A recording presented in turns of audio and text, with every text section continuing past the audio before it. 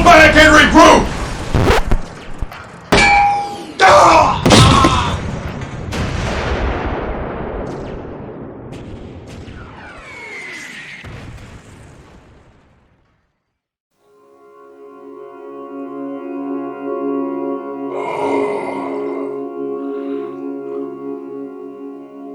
By the Emperor.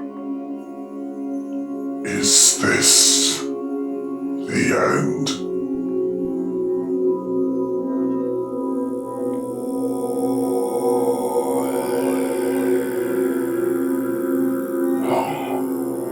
I feel in the presence of greatness. Yes, dear Emperor, take me into your arms.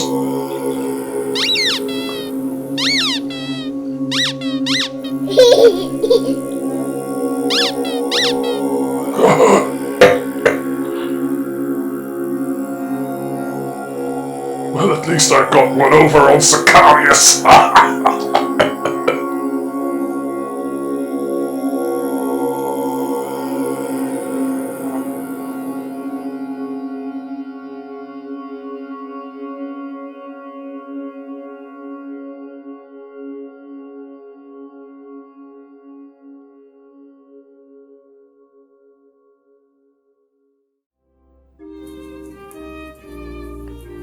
Constantine, is he there?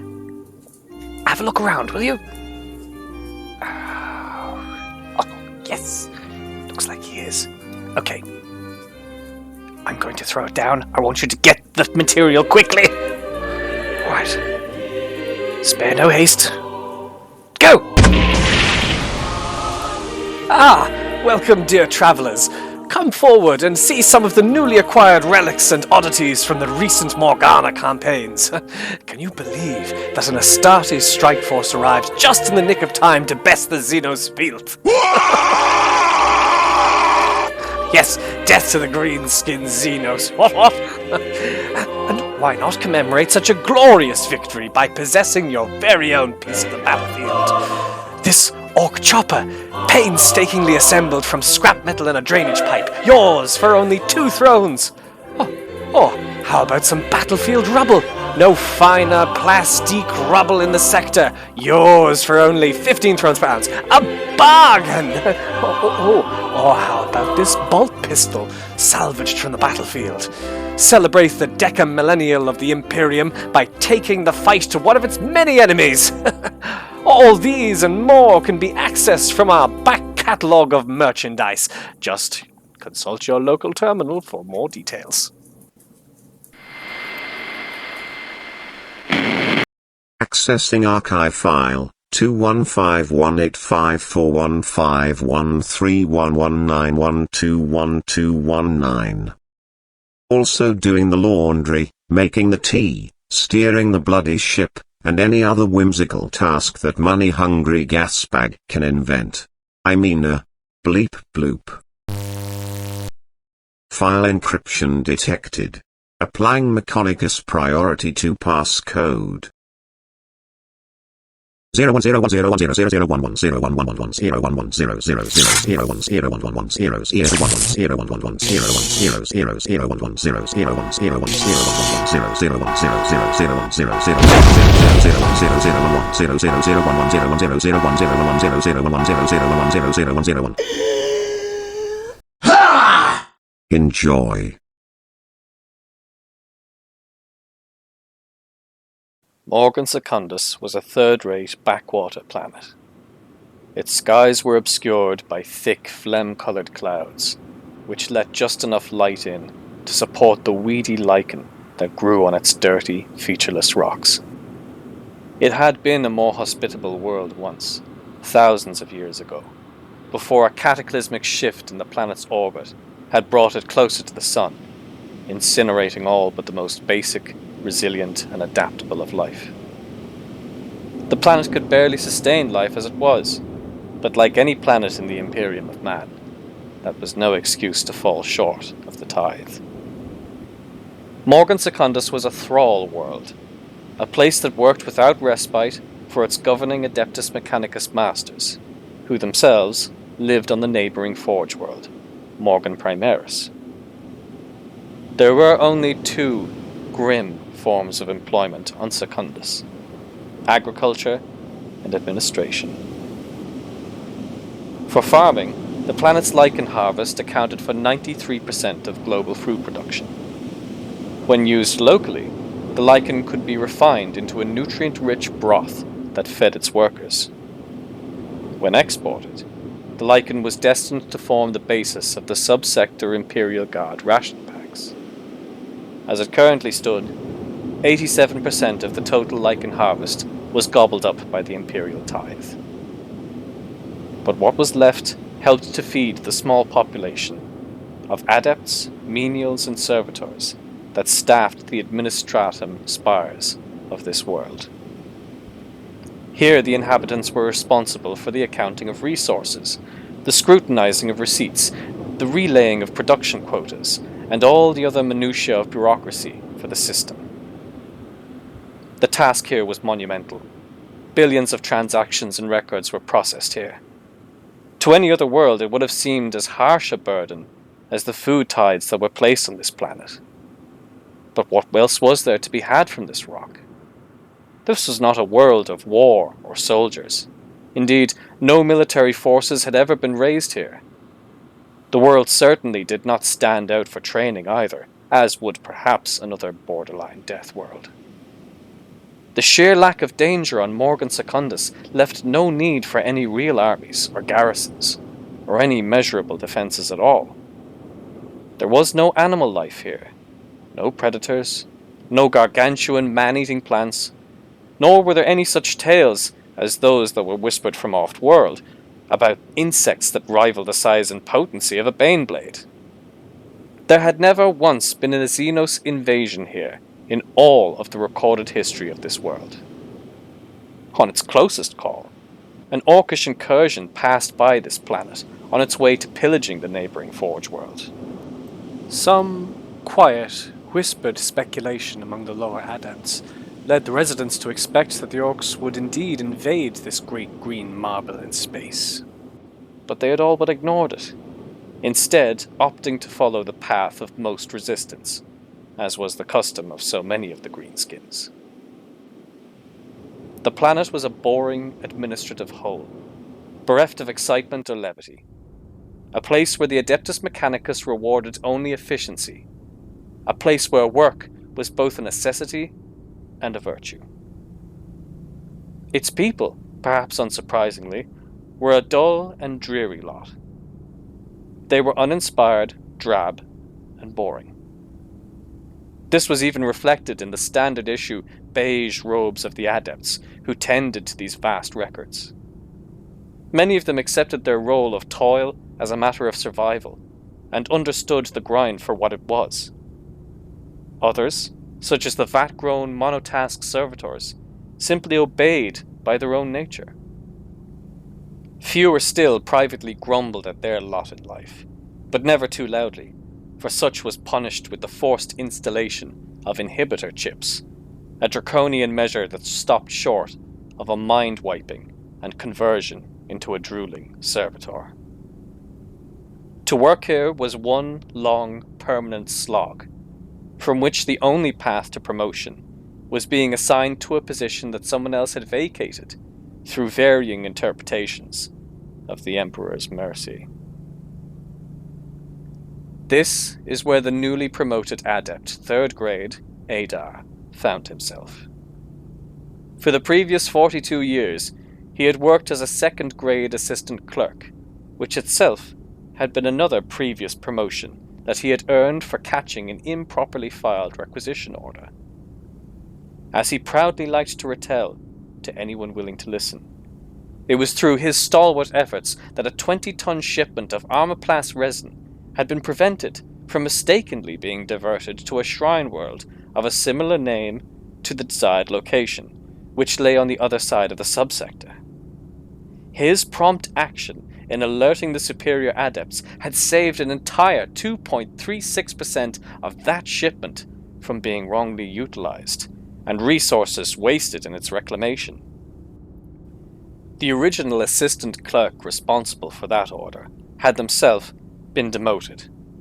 They were then reassigned to menial labour, and their pension revoked for such an egregious error. Adar didn't like to dwell on that part.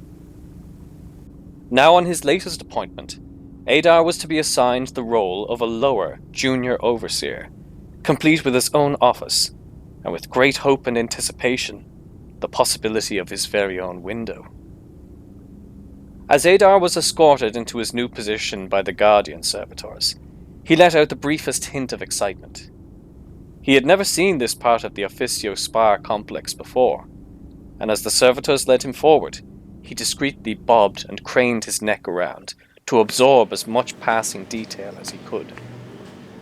For him, this movement was like an exotic trip off-world, with so many new rooms, corridors, and floors to see. At the peak of his excitement, he'd even passed a spiral staircase with a gilded handrail. As they arrived at his office, Adar could barely contain his exuberance.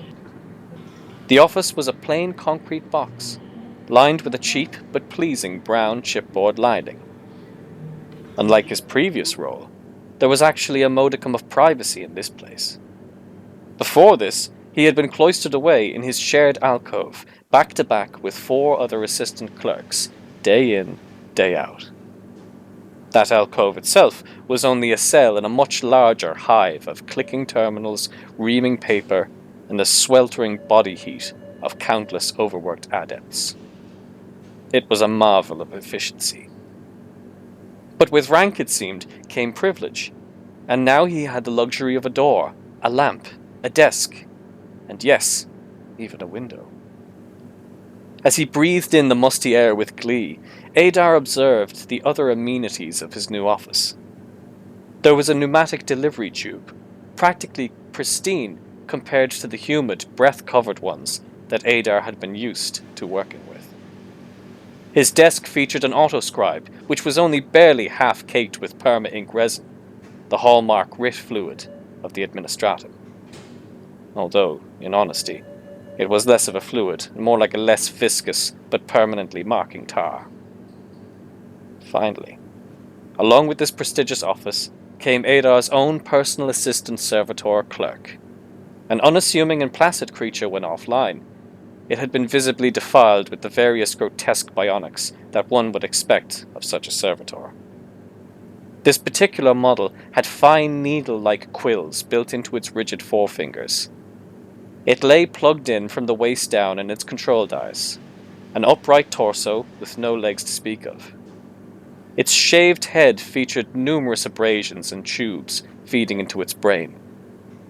It had one large, dull, monocular eye, the kind of thing that more closely resembled a barcode reader than any human feature. It weakly projected a green mist-like glow as part of its passive, offline scanning suite. The sight of it repelled Adar on a number of levels, chiefly among him being the thought of a machine doing the fine work of a loyal servant such as himself. While the Guardian conducted its review of the office manifest, Adar took this moment to gaze out the window, which was a grubby, pressure-sealed bubble, like a porthole, overlooking a bland, overcast desert.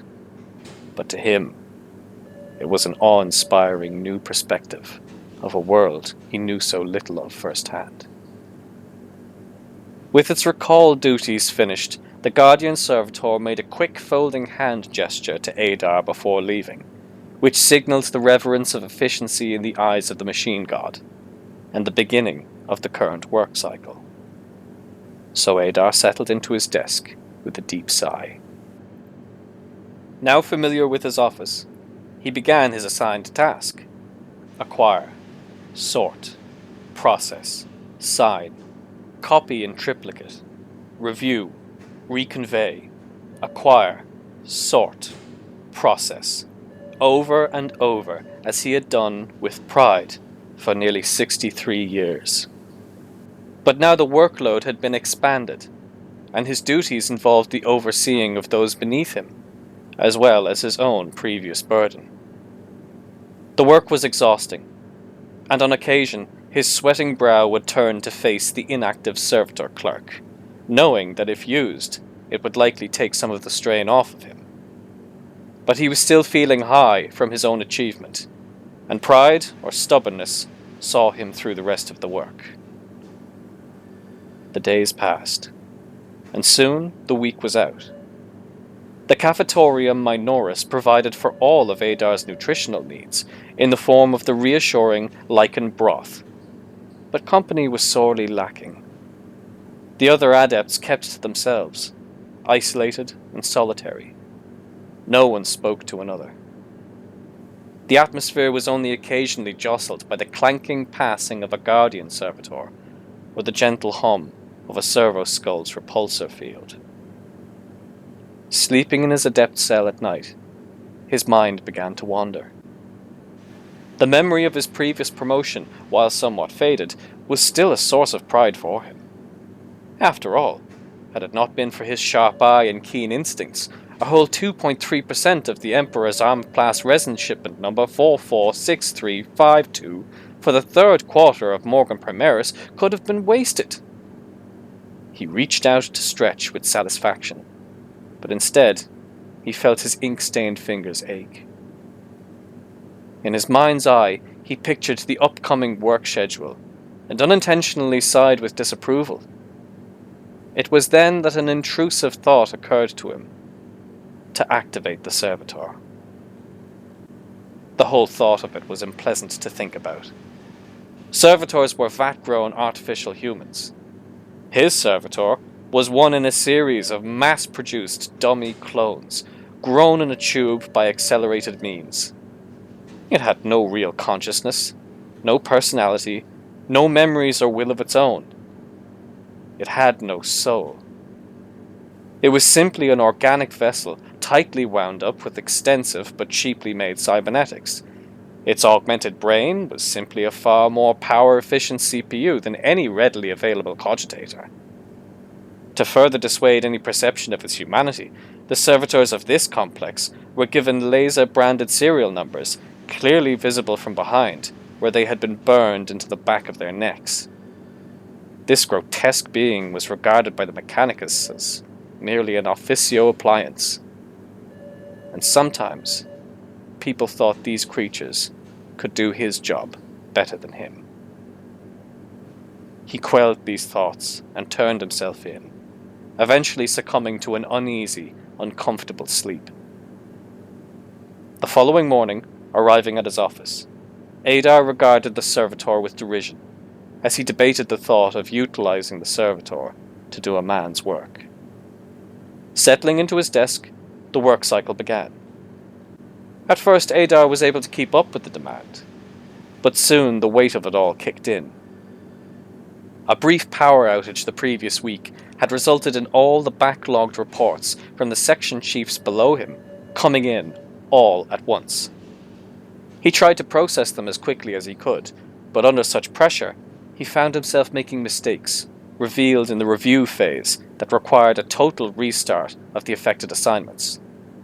Meanwhile, the pneumatic tube had become constipated with unopened requisition orders, and the desk began to groan under the weight of the reports. Lastly, the skin of Adar's fingers near the cuticles had become even more sore and frayed. He was struggling to cope, and he knew it. To fall behind in one's duties was not acceptable. With a hard breath and swallowing his pride, he reached out and pressed a button on his console, and with it, the servitor began its startup sequence. Its dull green eye ignited, and after a brief set of instructions from Adar, the servitor acknowledged his request and began working at a near blinding speed. Adar sheepishly attempted to assist the unit, but soon realized that he was just getting in the way. So he let the servitor deal with his work. Unsure of what to do now, he began to pace the short length and breadth of his new office, and stopping at the window, he began to feel something he was unaccustomed to. Relief. On completion of its tasks, and with time to spare before the end of the work cycle, the servitor sounded an audible blip, and using a voice without lips, it stated, "Please indicate the next directive."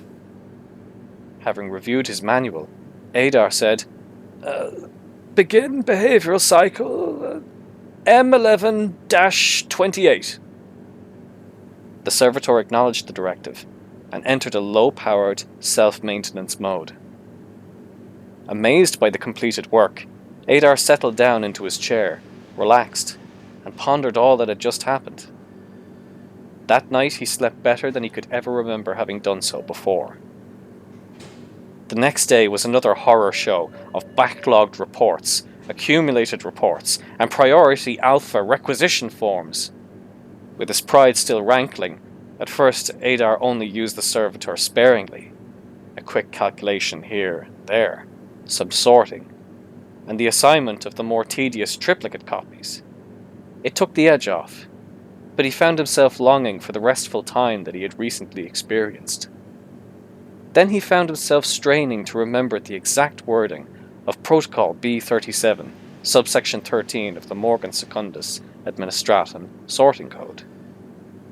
The servitor would likely know it. In fact, it would be an automatic routine, one that could save him hours of toil. A spark of lightning in the green cloud-covered sky outside his office caught his eye, and now torn, he felt that he deserved a look.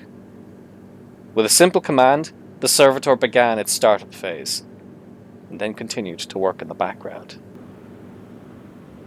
As the weeks went by, Adar found himself relying more and more on the servitor. With the spare time, he would walk over to the pressure-sealed, bubble-blister window in his office and stare outwards. From his position in the spire complex, he was able to overlook this desolate rock. But as his mind drifted each day, he would imagine as though he were looking out from some lighthouse over a mighty sea, isolated, but somehow majestic. The cycling sounds of mechanical gas exchangers would stand in place for the reassuring sounds of a living ocean. The view encompassed a section of the compound. Above him, further extended the great spire which pierced the limits of the green fog. Below him were the lower adepts, and menials, and the levels of the complex, their occupants occasionally visible while darting past their levels' corridor portholes. Outside the metal bounds of the complex lay the cracked dirt ground of Morgan Secundus. He wondered what it was like out there. The atmosphere could theoretically support human breathing for up to 12 standard minutes before carbon dioxide asphyxiation. But even if he had wanted to go out, what was there to see? The weeks continued to pass, and soon all tasks were delegated to the servitor. Now the thought of personally attending to these piles of reports was nauseating. But the relief Adar had once felt had now changed over time. Without a task to occupy him, Adar became restless, and symptoms of his boredom began to take shape. He began stacking used inkwell packages in various shapes, sometimes seeing how high he could go, or how widely he could disperse and balance them. His adamantium-tipped quill made deep markings in the underside of his desk, at first randomly, but then purposefully, as he began to see patterns in his own work. Well, until he recognized what he thought was an accidentally lewd etching that made him burst out in laughter. Seeking to satisfy his boredom, Adar's attention turned towards the waiting servitor. At first, it was minor tweaks and adornments. Looking around the room, his eyes had arrived at the cloak stand. There lay the jacket and hat from his promotion. They were designed to resist the mildly corrosive drippings associated with working in a pressurized spire like this one. Adar placed his jacket on the servitor's clammy shoulders, and was just placing the hat on its head when the servitor received a requisition from the pneumatic tube. It immediately began its rapid sorting phase, and in a flurry of movement, Adar was kicked back by the rapid twist of the servitor, falling backwards into a heap, covered in his hat and jacket. After a brief shock, he laughed out loud, got up, and waited for the relatively placid scanning phase before replacing the hat firmly on the servitor's head. He then covered himself with the jacket and lay back in his seat, which creaked and groaned as he did. But his alterations did not end there. Displeased with the monotone voice of the servitor, Adar decided that it could use a little more personality. With a twist of a metal pip in the servitor's skull, a port opened and exposed the behavioral subroutine interface below. The Mechanicus manual had come in handy, and with just a light push, Adar would be able to make the servitor more personable. Well, that is until a spark went off and shorted out part of the panel. This caused the servitor to jerk forward reflexively, nearly knocking Adar over. Undeterred, Adar tried again, this time triggering a spasm in the servitor's normally dull face. Its upper lip was now fixed in a raised position, giving it a worryingly manic expression. On seeing this, Adar buckled to his knees and laughed harder than he had ever done in his life.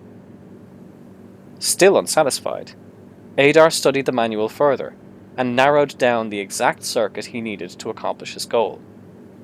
Who would mind if this normally dull monotone device were to squawk 5 octaves higher than it had before? The servitor squeaked and squealed. Please indicate the next directive. Now in fits of laughter, Adar could not perceive the looming, threatening figure standing silently in the doorway. A Mechanicus Magos walked in with its blank, emotionless bionic faceplate, flanked by 2 of the Guardians. Holding out a blinking data slate in one hand, the Magos ordered Adar away into the corner. Adar, terrified, complied, and watched as the Magos inspected the servitor. The Magos spoke out, not looking at the Guardians or Adar. Another adept has succumbed. Replace it. Demotion came swiftly, and with it the revocation of pension. No more office, no downtime, no more window. A compliance chip was installed in his head. He had gotten off lightly, shielded by his previous rank and it being his first offence. Tampering with the device usually carried a much harsher penalty. Now too old to be retaught, Adar was reassigned to menial work in the Adepts Processing Center. Among the detritus and squalor, Adar once again found purpose. Acquire, sort, process, dispose, recycle, acquire.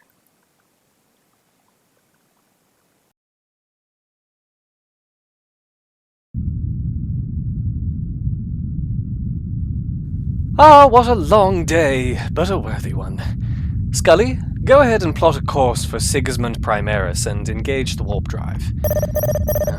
Hopefully we'll be able to shift some of these prayer beads in the cargo hold and make a profit for once. Scully, could you please make me some tea for tonight? Oh, and if you could, would you mind having a look at the carpet in my chambers? It needs a good scrubbing.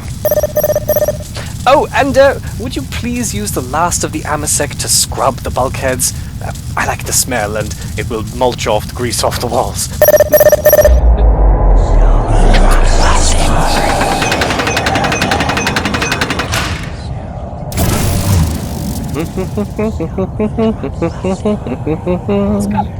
Scully, have you lost weight? Ah!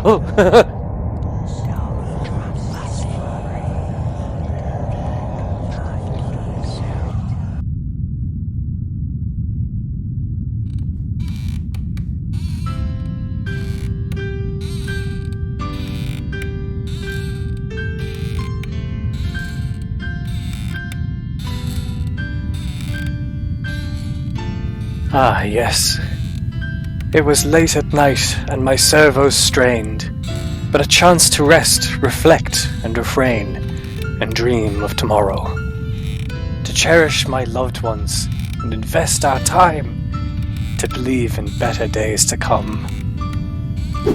Good night, dear friend, and thank you, for your loyalty and for your care, for your haste, my antidote to despair. One day I will see you again, my friend, My dearest ship of the stars, to you I tend.